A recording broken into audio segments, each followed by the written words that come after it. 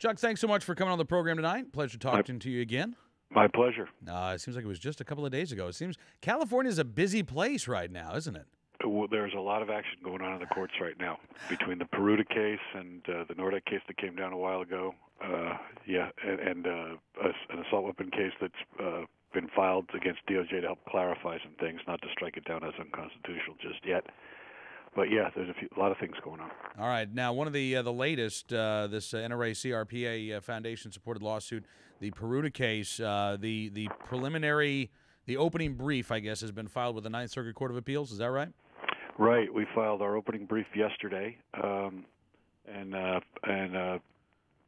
today, in fact, the Congress of Racial Equality filed their first of what's probably going to be about a half a dozen amicus briefs. Oh, really? Now, this is the case, for folks who aren't aware, Peruta is the case filed originally in San Diego County, challenging the fact that the sheriff will not issue a concealed carry permit to somebody who wants to carry a firearm for self-defense. Correct. And the basic premise is, under the Second Amendment, you have the right to keep and bear arms. Bear means carry in public. There's been a big argument with the gun ban lobby about whether or not the Second Amendment right extends over your threshold out into public.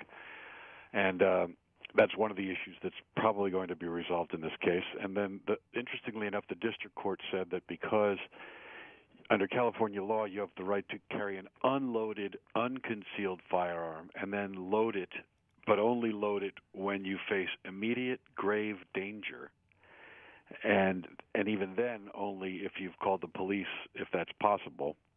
The district court said that that's enough to satisfy the Second Amendment, so you can unload it, open carry, and load when you're in danger. Now, that's completely ridiculous.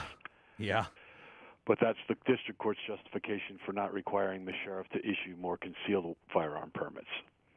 Okay. So that's obviously the ruling that we're appealing and that we're putting in front of the Ninth Circuit. Yeah. Now, can you address some of the arguments that you're making to the Ninth Circuit Court of Appeals in this brief?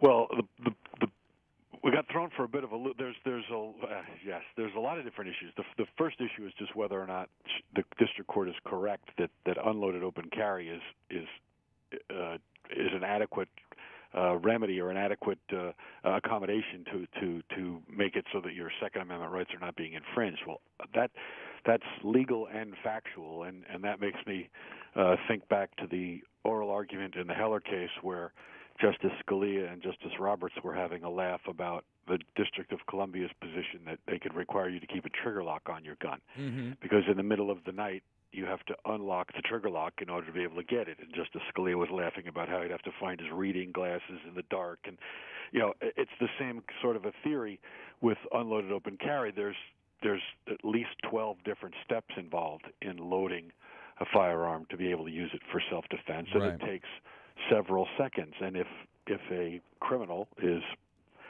the whole notion is just ludicrous. I mean, if you think about it, a criminal, if he sees you with an unconcealed firearm, that basically becomes that's why he's going to rob you.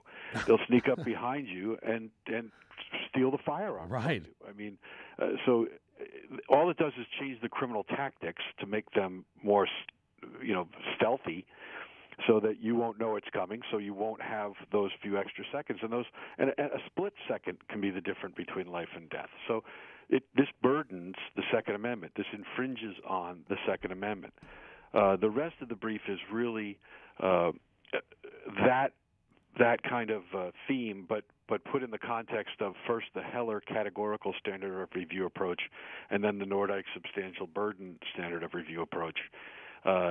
If you remember, one of the biggest things we're trying to resolve in all of these cases, aside from the issues that the gun ban lobby wants to make about Second Amendment not applying in public, is what the standard of review is. So we did alternative arguments under each standard of review because we're just not sure what the Ninth Circuit's going to do. Right.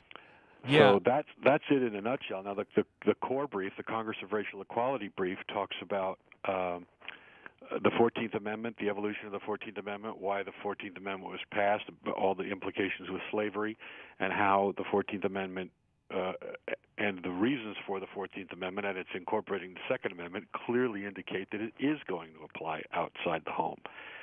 So we hope that this case can do away with that silly little sideshow notion that the folks who don't believe in the right to self-defense are trying to advance. Okay. Well, Chuck, again, I appreciate you coming on the program. As some of the friend of the court briefs come in, we might be talking to you about some of the other aspects that are being addressed by those amicus briefs. There'll probably be another one tomorrow and either Friday or Monday. So, yeah, we'll be talking again soon, Cam. Are you going to be posting those on your website? They are all on the Michelle Lawyers. I think it's /Peruta v. San Diego, or it might be /Peruta v. Gore. But they're all everything that's ever been posted in the Peruta website is there. And all folks have to do is go to the CRPA Foundation website or to michellelawyers.com and subscribe to our firearm law alerts or to the CRPA bulletin subscription lists. And often ILA sends these out too, so people should be actually subscribed to all of these. And they'll get a notice with a link to the brief. They'll get an alert when it's filed and a link to the brief. All right. Chuck, thanks again. We'll talk to you soon. Thank you, Ken. Chuck Michelle, California civil rights attorney, with an update on the Peruta case tonight here on Cam & Company.